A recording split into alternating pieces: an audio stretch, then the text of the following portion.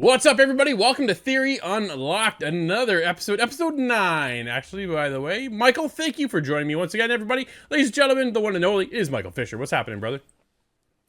I'm excited to be here. I mean, 9 episodes already, man. It feels like we just started this the other day, so I'm excited to get into it. I know you've got a big topic that you and I are definitely gonna have to break into on the show, so I'm excited for this one. Absolutely. Let's get into the rundown of what's going on. I'm Drew Bosley, by the way, if you haven't known that. But yeah, today's show is a bit of a rundown here of a little bit of news, like we always kick off. We're going to get into what we've been playing, topic of the show, which is, like you said, a big one. Should Xbox bring back exclusives? And then we always wrap up with a little indie highlight. You have a highlight for one game. I've got one in particular as well. We're going to talk about those to end off the show. But Michael, let's get into some of the news. Dude, I'm going to kick it over to you. I'm going to let you start today. Oh, this one's a doozy, Drew. If you've been following us on the Gamerz Theory website, we've been talking about this. I played this game for a review. MindsEye, right, was kind of supposed to be that precursor to GTA, that, you know, we have at home that maybe was supposed to be better. Didn't get off to a great start. They've, of course, claimed corporate espionage. Their CEO's done a lot of hints, and he was dropping recently that they're going to have a new mission that's going to expose the truth, is the slogan I think he's going with. And that update 7.1 came out the other day, Drew, and just... I even saw a quote where he's like, I'm going to use people's real names in this mission to expose them. I don't know if he got the green light for that, because, yeah, that one's a little sketchy. I'm going to check that mission out over the weekend, and I'll let you guys know on the Gamer Theory website what it's like. But yeah, just let it go, man. Just let it go, Drew. I'm sorry. But that's the big news on my end, right? Like, we get our... The truth will be exposed, Drew, I can't wait to see what that means. Dude, I'm looking forward to your review. And we've been on fire with reviews. If you haven't gone, check out the website, thegamerstheory.com. You can find everything over there. Michael just did one game he's going to be highlighting today called Last Flag, along with a bunch of others. And I just did Saros, which just went live as well. So go check that out. We've been busy. We have Pragmata over there. Like, dude, there's just one review after another we're hopping on. So yeah, definitely keep him busy. One game I'm working on currently for a review, and one of which is the topic I'm talking about, is Windrose.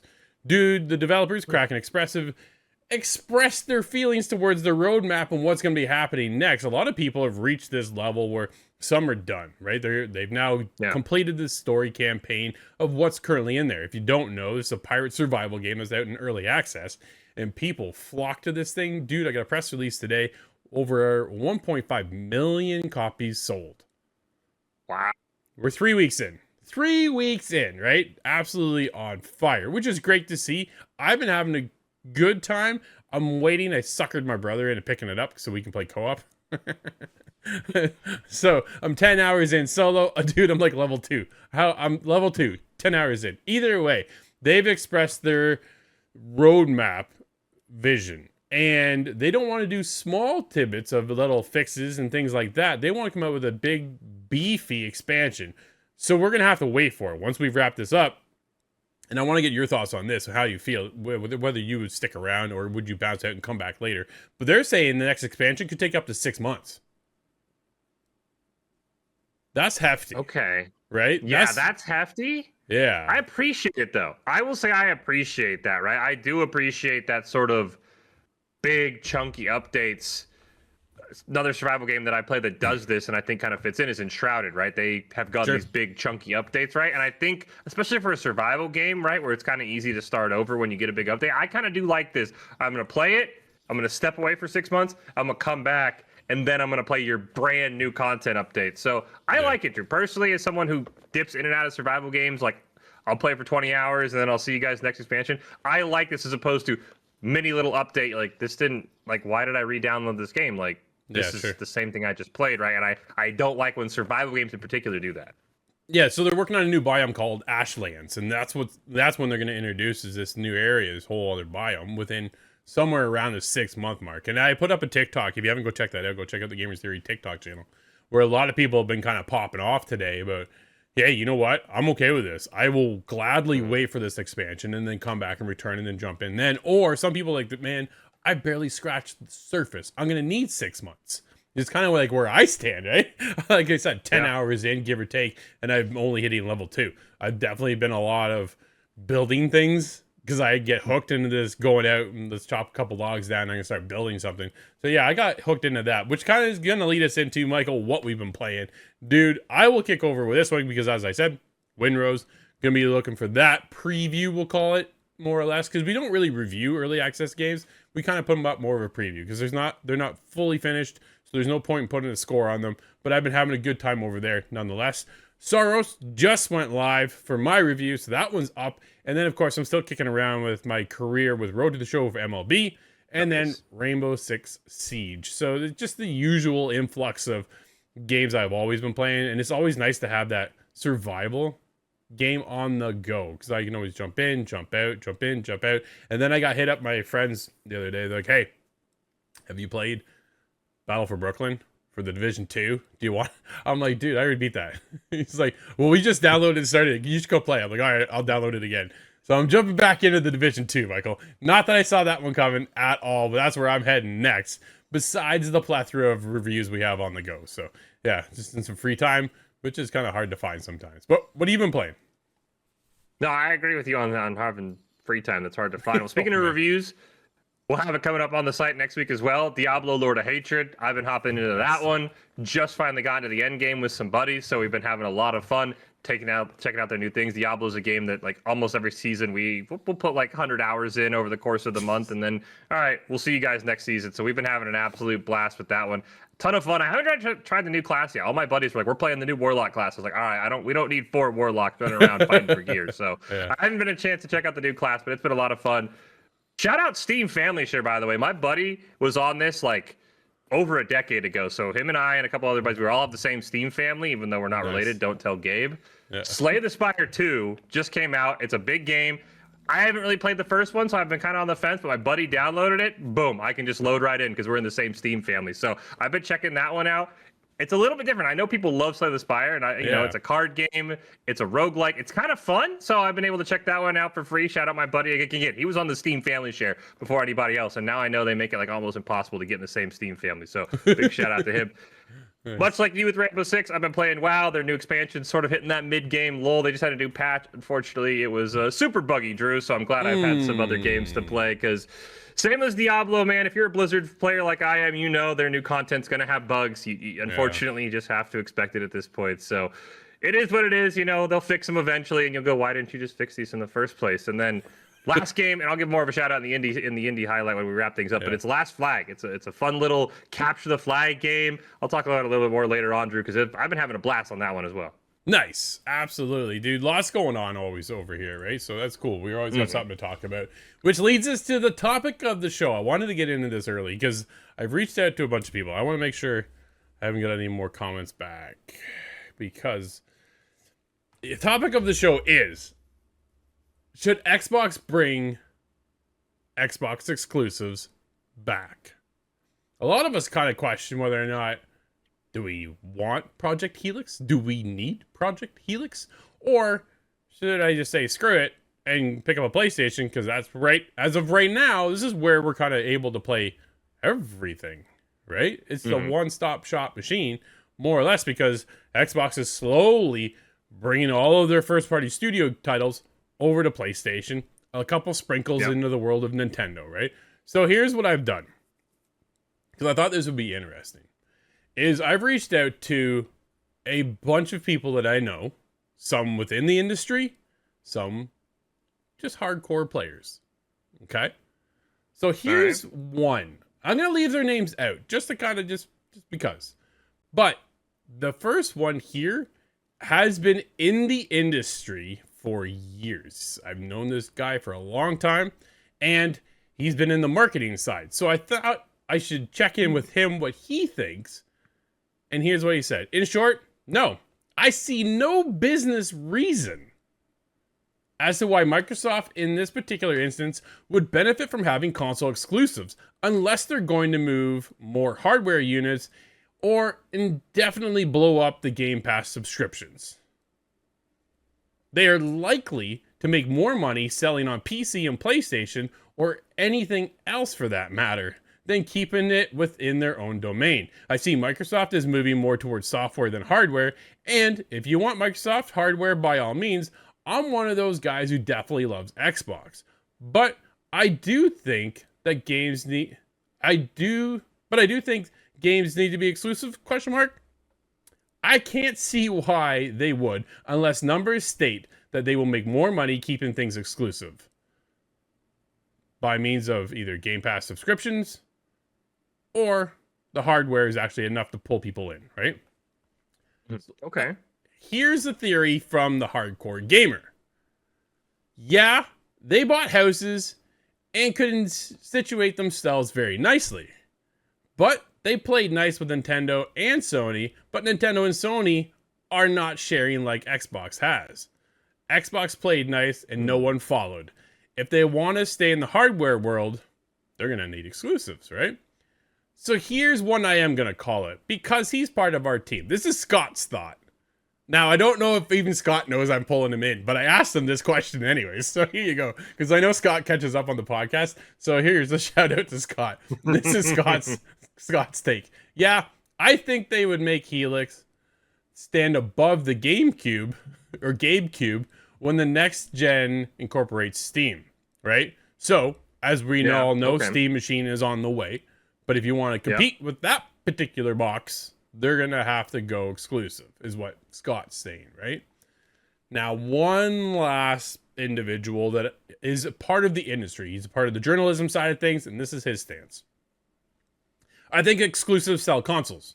And if they start making Xbox games PC, Xbox Series exclusive again, people will have a reason to invest in those platforms.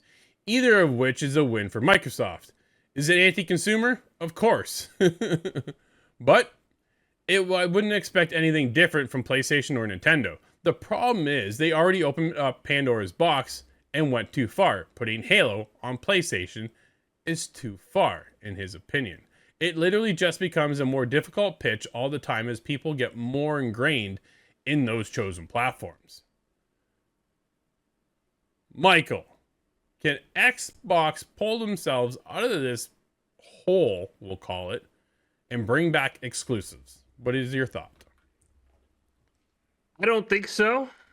But I think the issue is, for me, Drew, it's a hole they dug themselves. Oh, yeah. Because the exclusive titles that are synonymous with Xbox, that I grew up, that you grew up, if you buy when I went to the store the first time, if I bought an Xbox, I got Halo, I got Gears of War, I got Fable, right? That was sort of the going ones, right? And then a little bit later on, it was if you buy PlayStation, you're going to get Gears of War, you're going to get The Last of Us, you're going to get Marvel Spider-Man.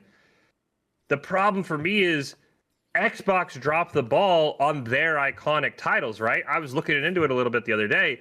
We haven't gotten a mainline Gears of War game since the pandemic, Drew. That is how long it has been. 2019 was the last Gears of War game, and now we're going to get another one, right? Yeah.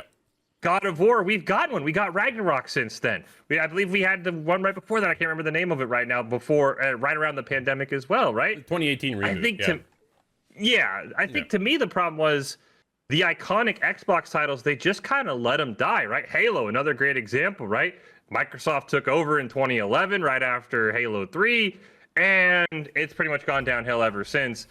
Now we're trying to reboot it, but we don't even have a mainline game. We're just rebooting it with the very first one for people maybe like myself who are a little bit too young to play the first Halo game, right? And to me, that's, I think, where I don't think Xbox can, because they just missed every opportunity, right? We could have a Gears of War versus God of War sort of mini match every time one comes out. Do you want to buy an Xbox for Gears of War? Do you want to buy a PlayStation for God of War?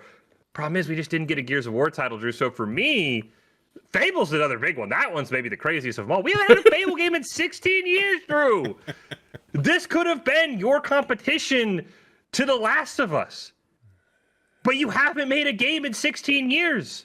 I think Microsoft, unfortunately, and Xbox just dropped the ball. I think we legitimately could have a bunch of great exclusives for PlayStation like we currently have, and I think Xbox could have completing exclusives, but either the companies, the publishers they were working with, or Microsoft themselves, I'd love to be a fly on the wall for some of those titles.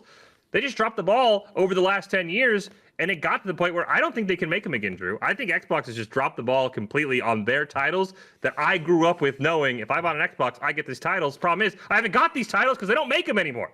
Okay. Fair. Dude, That's absolutely fair, completely warranted, and I hear where you're coming from, right? And now let's take a look at the Game Awards. And here's the reason why I want to bring up the Game Awards. Because in the entire existence of the Game Awards, you know what has never been in the Game of the Year conversation is an Xbox title. Not one. Dude, they've never made it. Like, I don't get it. Where PlayStation and Sony PlayStation and Nintendo are continuously in that conversation, right? Even when they came out with Mario Wonder, that was in there. I'm like, come on, really? Like, but yeah, Xbox can't seem to come to light to bring something to that level of competition to then put it in for that Game of the Year conversation. So here's what's going on during an analytics review here. It's been posted since bringing certain titles from Xbox over to PlayStation that has actually generated a ton of freaking money. $667 million worth. Right? So the most copies sold gets the praise to Forza Horizon 5, 5.8 million copies. Okay. Sea of Thieves, 2.7 million copies. Oblivion Remastered, 1.2. Grounded, not Grounded 2, Grounded, 1.2 million. Gears of War Reloaded, 684,000. Doom the Dark Ages, we're talking about just over 500,000. Indiana Jones, 500. Ninja Gaiden 4, 262. Flight Simulator, bringing over there with 250. Starfield, just 200. The Outer Worlds 2, 163. And then Age of Mythology wrapped it all up there with 123,000. So, combined total, though, revenue generated was $667 million.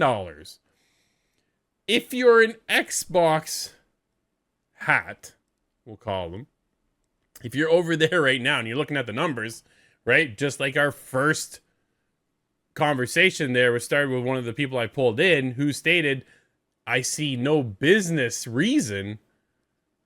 Man, I kind of have to side with him and go, I think you're right when you take a look at the numbers and how well they're selling over on PlayStation. Now, let's roll it back, though, Michael, because when you say, like, Fable could have been the exclusive to pull people back in, right? When you launch Project Helix, the next generation of Xbox, which has been rumored to, like, dude, $3,000?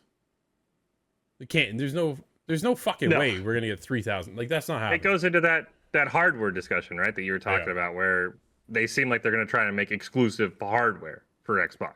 Yep. No, for sure.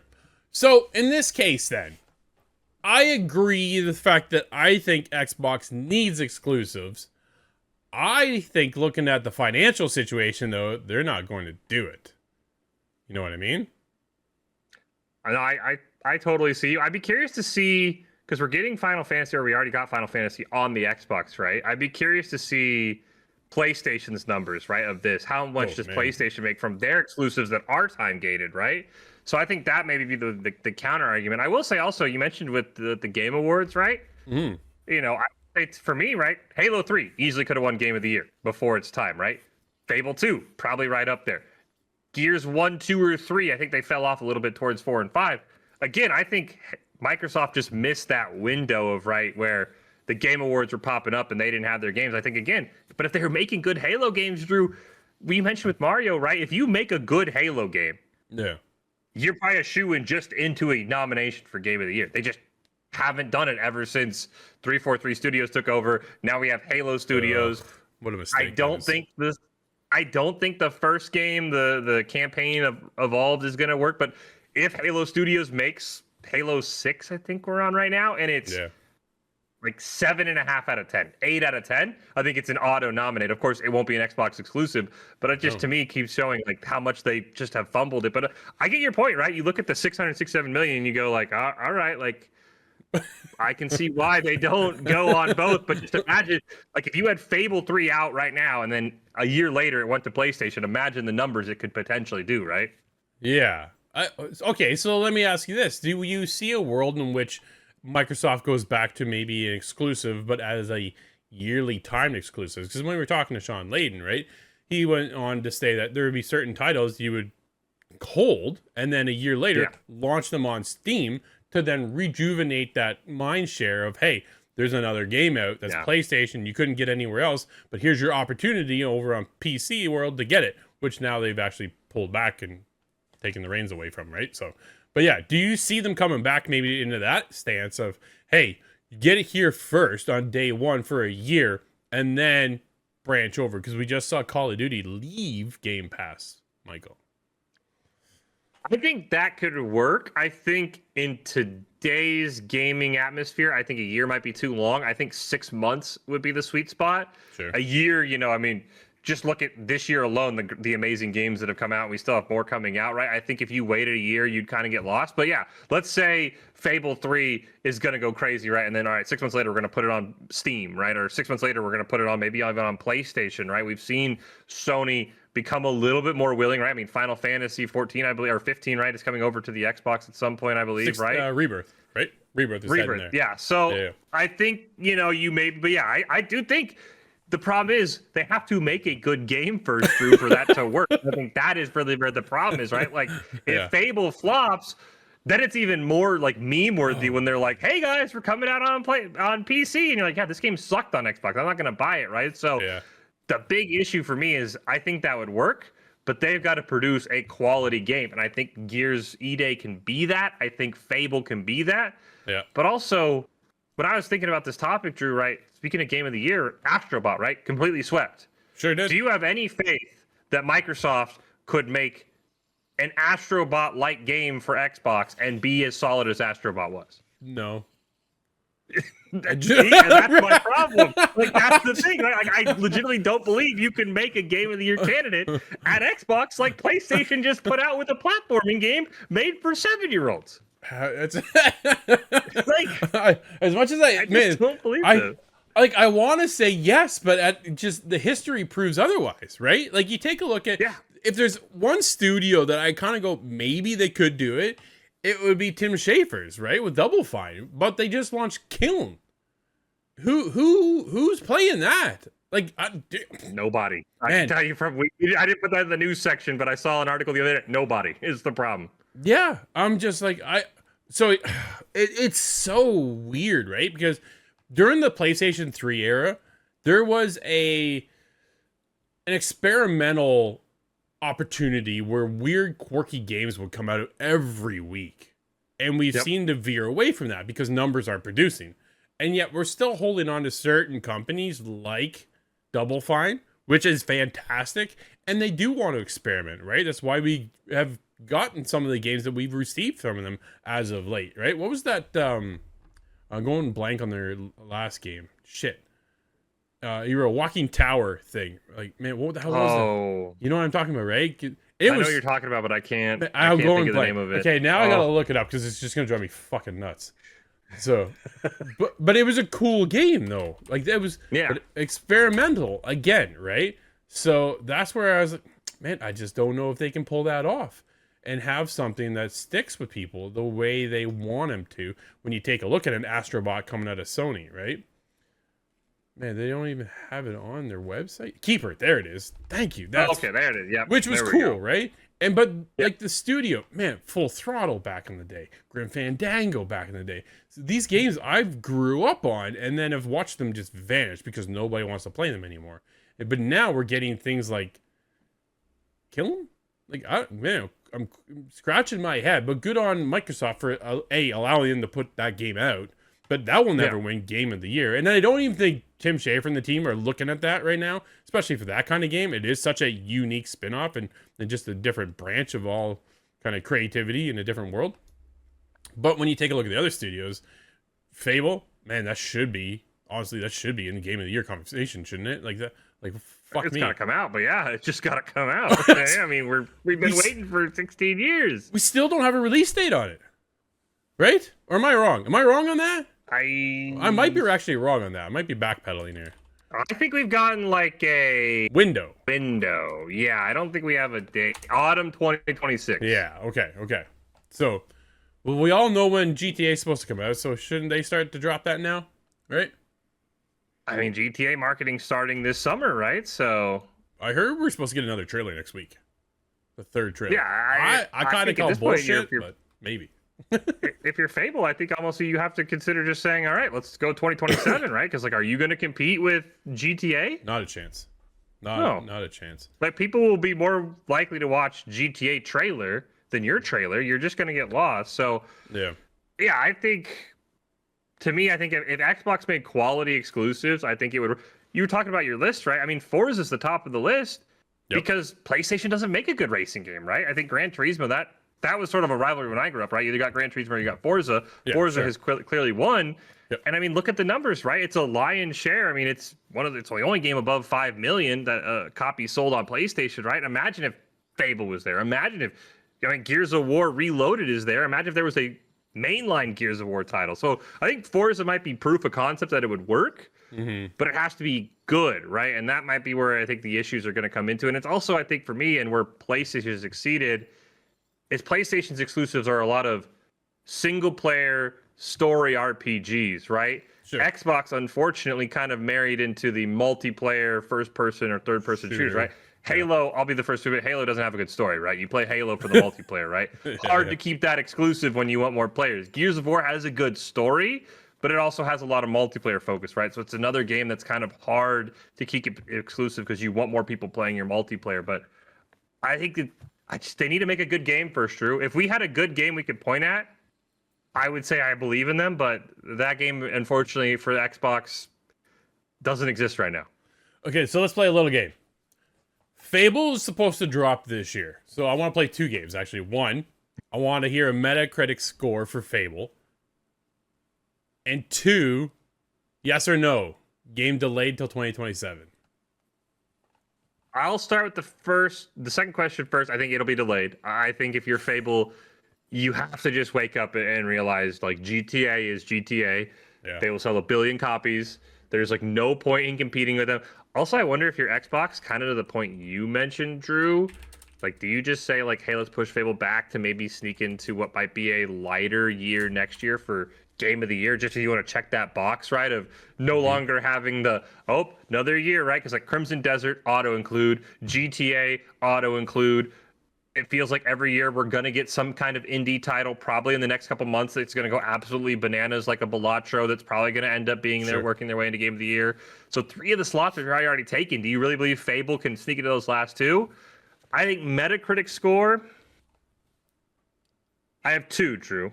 You have 2? My hope is that it's like an 8.5. I really think that's my hope. Okay.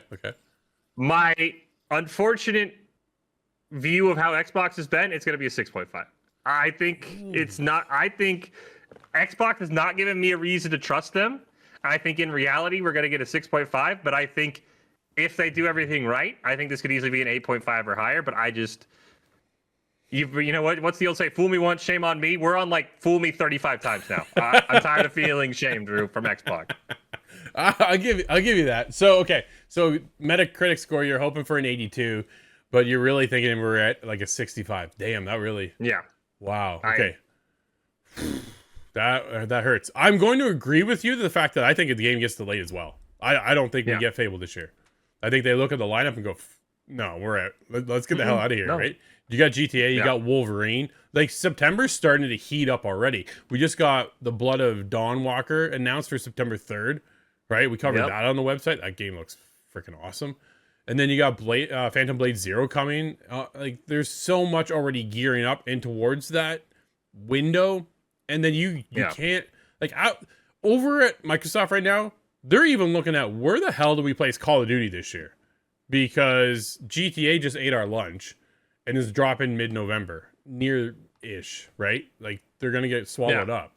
So, and Call of Duty last year was bad, right? They need, like, Yeah, Call of Duty for years wasn't great, but it was always like a solid 7, right? Sure. Last year, I think we gave it a 2, right? Yeah, Scott gave it a 2 on the site. So, like, and we were not alone. It was as a Call of Duty fan, this is the first one I have not bought. I will say that right now. This is the first one I have not bought in years because of our review, talking to a couple other buddies. I mean, we used to put thousands of hours a year into Call of Duty, so they also need a big game. And guess what, Drew? We haven't heard anything about what we're going in Call of Duty. I have seen no teasers of, like, where we're going for Call of Duty. So yeah, I think I didn't even think about the fact that GTA kind of said like, all right, Call of Duty, what are you going to do? You going to release in November and get swallowed up? Nope. So it's funny because this year too, when you take a look at Xbox, as we get ready for Summer Game Fest, which is just around the corner coming up in June, they have the Xbox Direct, and then they have, or the Xbox Showcase, whatever the hell they've called it, and then they have Gears E-Day Direct to follow. Not Call of Duty, it's Gears. They're focused on Gears this year, which I appreciate. I can't wait, right? Yeah. So I'm like, damn, where are you guys with Call of Duty? Like, this is supposed to be your flagship title. You bought Activision for $87 billion fucking dollars. What are you doing over there? You just removed them from Game Pass, pissed off a ton of people. But those are, I think Call of Duty, the price. I've seen people on the other side who are happy because they didn't want Call of Duty and now they save $7 a month. Yeah, which is fair because I don't really give a shit about Call of Duty either because it's not my style, right? It's fast. I don't play it for the multiplayer. I'm one of the few who actually go into the campaign and want to play the campaign the most. But now, because of the situation, we've received codes in the past. We'll have to just go that way again and skip the Game Pass side of it because it's just not there, which is one way to drop the price. But it seems what a misstep, right? In that case. So when we take a look at everybody else who we were talking to today about, hey, they need exclusives. Well, you've already removed Call of Duty. Call of Duty will never be exclusive anyways, just because that needs to be everywhere for the size and the scope of that game, the size and the scope of the teams working on that game. You got to be able to pay them to keep going into the next title, right? So that's never going to happen. But I did find it kind of interesting that the one who's actually, I want to say almost in game development on the marketing side of things, was like, hell no, I don't think they should do exclusives. And where everybody else is like, yeah, we need a reason to buy an Xbox. I think that's what people are trying to justify. Why the hell do I need to buy Project Helix? I think that's where I think that might be the answer to our question is we're not going to get exclusive titles. We're going to get an exclusive console, right? Of course, the rumors, you can maybe play Steam on it. The reason for the high price tag potentially is because it might mirror a high-end gaming PC. So if you're someone like us who usually you have an Xbox and you have a PC, it's like, all right, you don't have to get a PC. You just get Project Helix and you buy Project Helix 2 or Project Helix 360 or Project Helix XS, whatever, because they have the worst naming conventions in the world at Xbox. You just buy that every few years and that's your new gaming PC. And I think that is where I think that your marketing friend might be right is don't make an exclusive title, make an exclusive hardware. The reason to buy an Xbox isn't I get the new Gears of War or whatever, I can get the new Fable. It's I can play all my Steam games on Xbox. I can play my PC games on Xbox. I don't have to have a PC anymore. The PC market's hard to keep up with. So maybe that's the answer, Drew. Maybe it isn't, are they going to make exclusive games? It's you buy an Xbox to save from having to have a PlayStation and a PC because now you have both in one console. You miss out on a couple of games. But when those games come to PC, guess what? You're playing them on Project Helix. Which is fair, right? But on the other side of this argument, I'm going to hit you with this. PlayStation just pulled their shit out of PC because they're like, fuck that. We're not giving our titles over to Xbox, right? Because that's where they're not playing nice at all. Xbox went, shit, we're losing this race. Let's fucking put us everywhere. PlayStation's like, let's dabble in the world of PC. Oh, Xbox is now opening up their system even more. They want to pull Steam onto their next system. Screw that. Let's get the hell out of here, right? Like, that's where that mentality is going. So no longer are you going to get the next, say, Spider-Man 3 over on PC. They pulled it back already. Yeah. We have heard nothing as far as Wolverine making it to PC. In fact, I've heard more rumblings on the fact that it's not going to happen. And same thing when it comes to Ghost of Yotei, which is already out.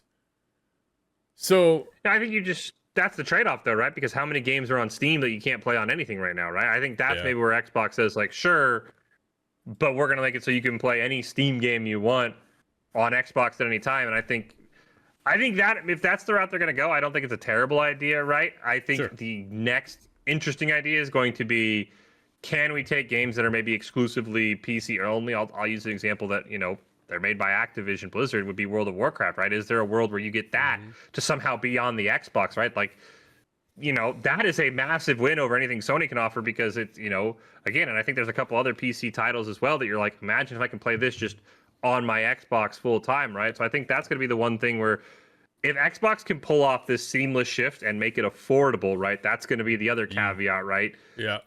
I think you end up maybe winning long term because someone's gonna say like, okay, yes, I miss out on Gears of War, I miss out on Marvel Spider-Man, but I have my entire Steam catalog. I have games that are released to Steam every day that I now have access to no matter what. I think that might be where Xbox is putting all their bread and butter. I just don't know if it's going to work because I don't know how well it's going to integrate, especially in the first generation. This feels like one of those two where like Project Helix 2 might go absolutely crazy with the integration, but people are going to remember how clunky the first one was.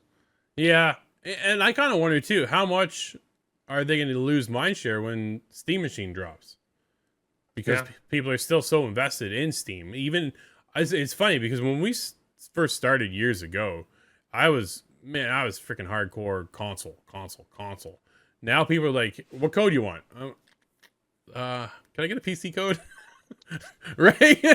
Like now, but I can go on both sides because not only can I play on my main PC or my gaming laptop, I can play down here on this computer, or I could even take it on my Steam Deck sometimes and just bugger off that way and play. I think there are options, right? When it comes to the world of Steam. PlayStation, they have the PlayStation Portal. They have PlayStation VR 2, which is fucking dead. They don't even support it anymore. Like, I don't think we'll see a PSVR 3 ever from Sony. I think they're just done with VR altogether. I don't think it ever hit and took off the way people expected it to. And I think Sony was in that betting house of, hey, this is going to be one of the cooler things, which if you've played VR, man, there's some cool stuff that you can't experience anywhere else. But most people, dude, I don't want this clunky thing on my freaking face. Right? So that's gone. But when you take a look at where Xbox is heading, they just launched the ROG Ally, right? Yep.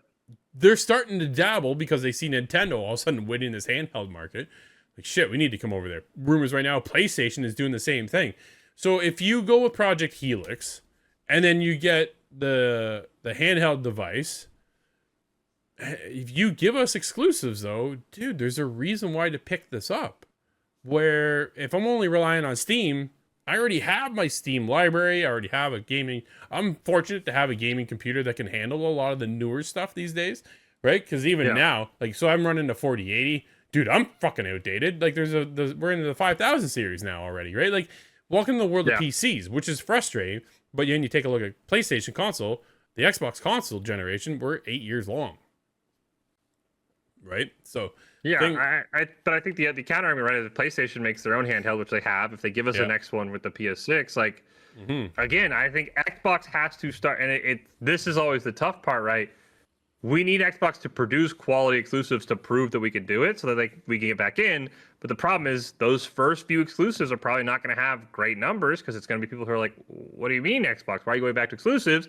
And unfortunately, Drew, you and I cover it almost, it feels like daily, right? A game doesn't get good numbers, studio gets shut down, right? And I wonder if Xbox can handle, which they could, they have the financial backing to do so, but if the shareholders can handle, hey, we're going to take a hit on Fable 3 and maybe on Gears of War by keeping them exclusive, but in the future, it'll bring people to Xbox for Fable 4 and the next Gears, right? And that, I think, is maybe the problem within today's market.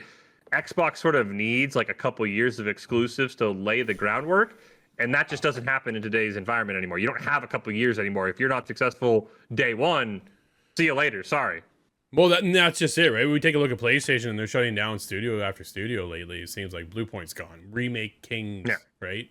Over there. And all of a sudden, gone. They're just gone. Concord comes out last 2 weeks. Studio's gone, right? We're falling down this rabbit hole of if you don't nail the game and it produces millions, you're scrapping your studio these days. Which is, again, why we're starting to see such a huge rise in indies and go, fuck that, man. I'm not working for this big corporation. I'm going to go small, do it on my own, or make a smaller team. We've been talking to a lot of people lately here, especially on Theory Unlocked, where there are smaller teams focusing on. We just talked to Ellipsis Studio there with Alex, right? And their studio numbers 30 people. But then they outsource as well. And Alex said, that's one of the key features, I think, moving forward within the industry, is have your core team, but don't be shy to then outsource when you need it. You take a look at Alec from Terminal War and what they're building over there, and that the faction spinoff, because The Last of Us Factions Part 2 online, whatever the hell they wanted to call it, got scrapped. Alec was like, yo, I want this game. And that's where they're making it. And when you talk about, well, how you doing this? because he's so small. Their team is very, very small. They're outsourcing, right? Yep. So maybe that's where we can kind of start to see the shift in growth. But at the same time, you got to pull in exclusives. And Game Pass, I thought at one point was enough of a reason to own an Xbox, right?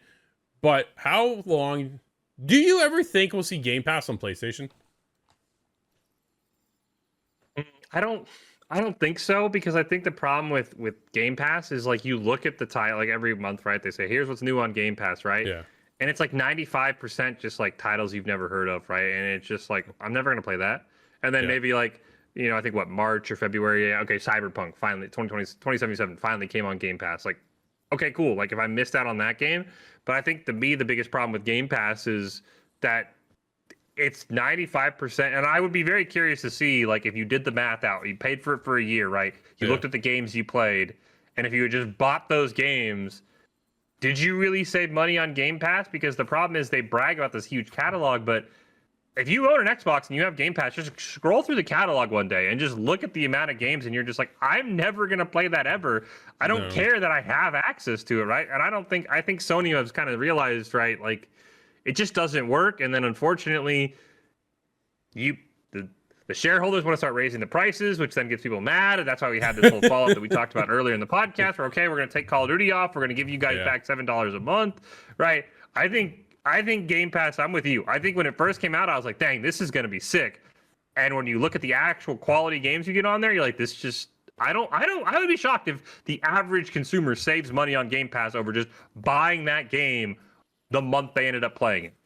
Well, and that's the weird thing too, because I like to be part of the conversation when the game drops, right? Whether we get a code or don't get a code, I like to be in on it, have the knowledge, be able to speak about it, that particular game. So I try to get in as early as I possibly can, but I want to be there for the conversation now, not 6 months to a year later when it finally makes its way over to Game Pass and I'm late, right?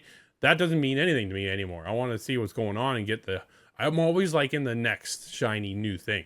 So that's just kind of how I roll. It's not for everybody. Some people are like, fuck it, I'm still on PS4, right? Like, and then that's cool too. Dude, it is. I know a lot of people that still roll with their PlayStation 4 or their old Xbox, and there's nothing wrong with that because there's still a ton of games I never got to over there, and I never will. And that's the other thing. Who was I talking to the other day?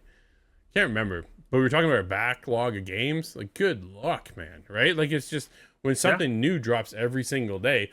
But as of right now, I have a reason to buy a PlayStation. There is a reason to buy a Nintendo Switch 2. Do I want one? Kinda. Would I buy one? Nope. Just because I know there's not... That ecosystem doesn't call to me the way PlayStation, Xbox, or Steam does, right? There's just so many other titles on other platforms I'd rather play. Nintendo's in their own world, right? To me, you can't really. Steam's almost that third competitor now with Xbox and Sony, right? Because Nintendo has done their own thing for so long. I don't think it's fair to ever put them in a category with anybody else, right? Like they have the iconic franchises that not even Sony and Xbox combined could even like stand up to, even like the kneecaps of just even the Mario franchise alone, not to mention all the other ones, right? So whenever someone's like, oh yeah, you got the big three, I'm like, not really. Nintendo's off doing their own thing. They're happy doing their own thing. I don't like comparing them to Sony and Xbox. It's like, they're playing a different game, man. They're not playing the same game that Sony and Xbox are at this point anymore. So, okay, so I just had this thought. Look at this. So PlayStation, right? Obviously known for their incredible exclusives. Story, you mentioned it too. They're story focused, which is one of the biggest things, right? When you talk about God of War, when you talk about Spider-Man, Ghost of Tsushima, Ghost of Yotei, all of these titles are all single player focused. They come out with Concord, multiplayer game, fucking tanks, right? Or they come out with Helldivers. Helldivers 2 comes out, explodes, also comes out on PC, explodes on day one. I think Helldivers with Arrowhead fell into a very unique situation for them at the time. I don't know if they can spark that fire once again, right? Like as the game progresses and goes on, a lot of that conversation now has dwindled away from Helldivers 2. What's next? Right now, Soros is out. A lot of people are about to jump into it as of today. Our podcast we recorded the day before goes live the next day, just so everybody understands where we're coming for conversation point. So conversation is going to be right there. Again, what is that game though, Michael? It is a single player game, right? Yep. it's okay. So they got exclusives there. When we take a look at Xbox, they have an opportunity to bring exclusives. They've chosen to get away from exclusives. And then let's take a look at Steam. Valve doesn't do shit, man. It's the biggest ecosystem. They don't need exclusives either. So are we looking at this wrong? Should we even give a shit at what Sony's doing? Or take a look at Steam and go, man, they don't have an exclusive. Ever.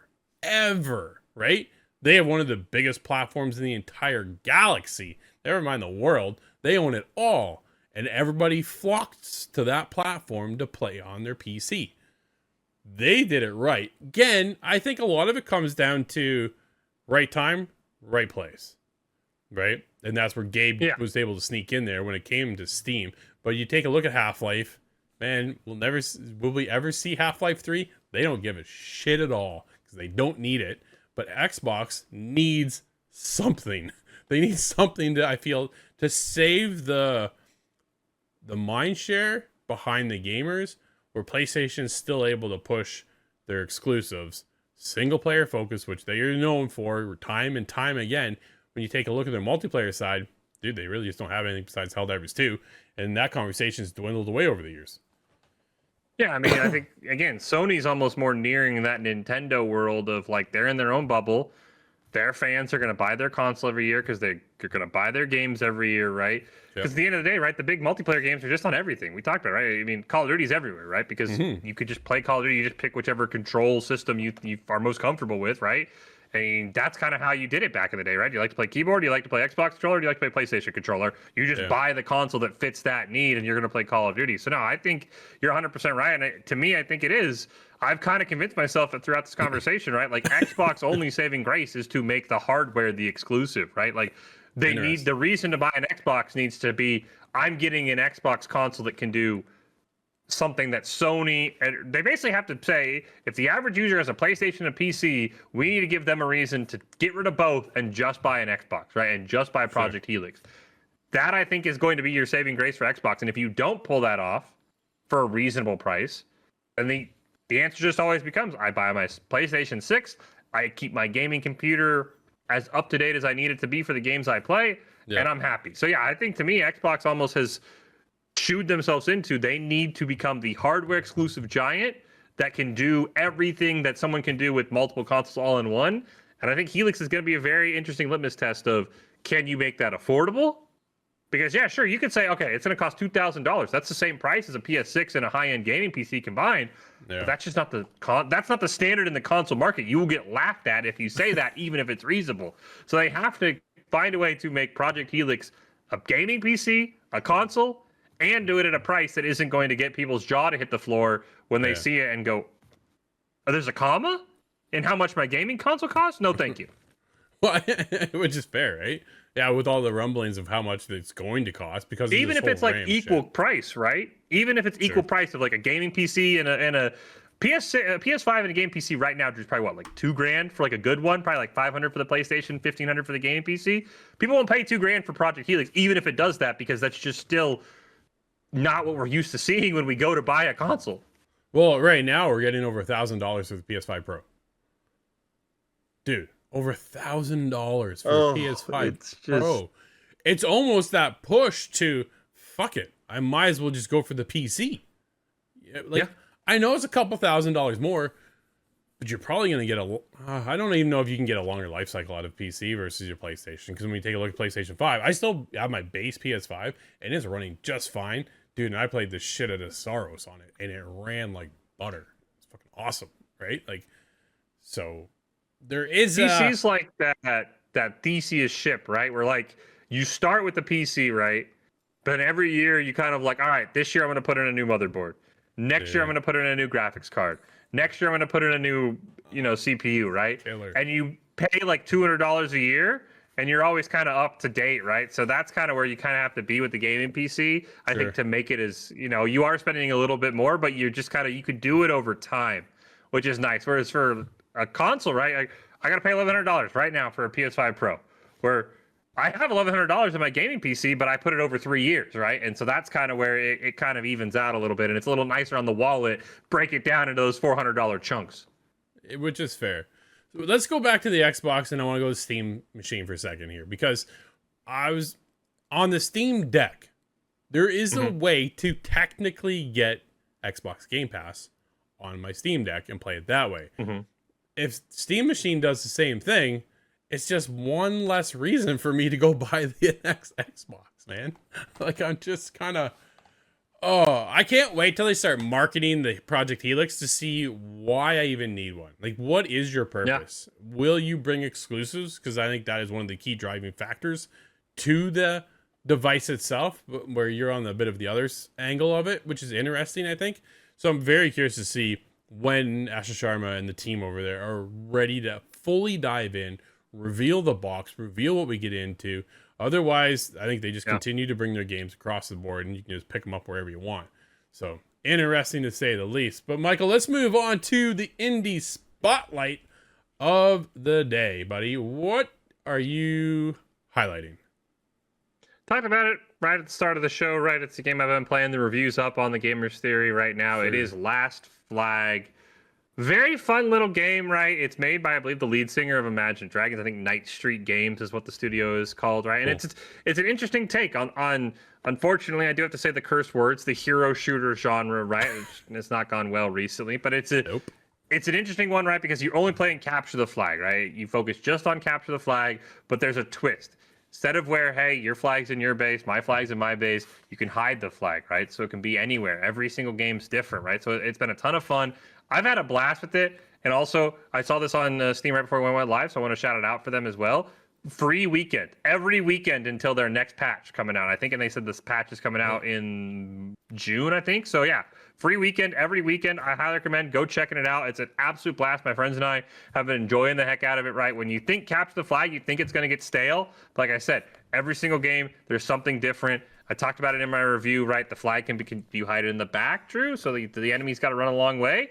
I had success one game. I hit it like right in a cave, like right at the start of our side, because no one thought to look there, because everyone's scouring through the back of your map. So I think it's a ton of fun. Shout out to what they're doing there at Night Street Games. I think Last Flag's been a blast. And like I said, it's free to play every weekend until this summer, I believe is what it said on Steam the other day when I looked. So go check it out, 100%. Nice. I'm going to highlight Riftwalker, it's called. I've been following this solo developer for quite a while now. He's working on 7 biomes for his game using Unreal Engine 5. And he says, if you love The Mandalorian, Dune and Max Payne, this is for you. And I was like, holy shit. And then he caught me in the feelers because unfortunately some bad news happened for him and his wife. They lost their son.